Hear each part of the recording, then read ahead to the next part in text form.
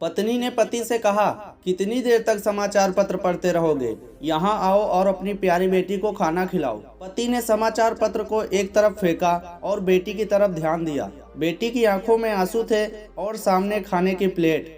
बेटी एक अच्छी लड़की है और अपनी उम्र के बच्चों से ज्यादा समझदार।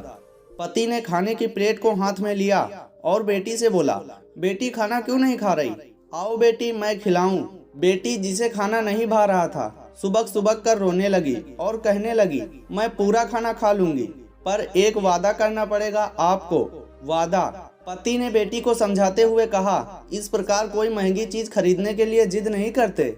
नहीं पापा, मैं कोई महंगी चीज खरीदने के लिए जिद नहीं कर रही हूँ।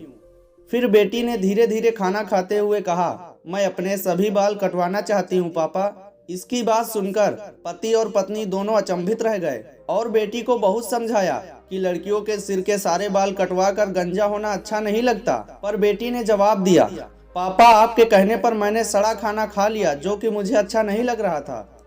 अब वादा पूरा करने की आपकी बारी है। अतः बेटी के जिद के आगे पति पत्नी को उसकी बात माननी ही पड़ी। अगले दिन पति बेटी को स्कूल छोड़ने गया। बेटी गंजी बहुत ही अजीब लग रही थी। स्कूल में एक महिला ने पति से कहा, आपकी बेटी ने एक बहुत ही बड़ा काम किया है।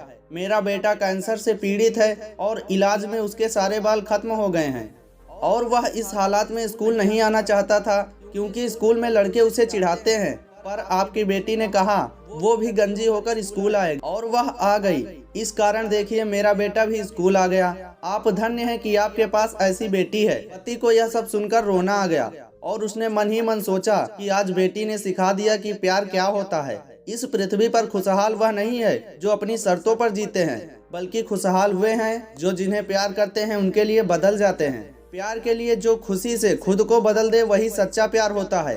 अगर खुद को बदलना एक मजबूरी लगे तो वो प्यार नहीं, एक समझौता है।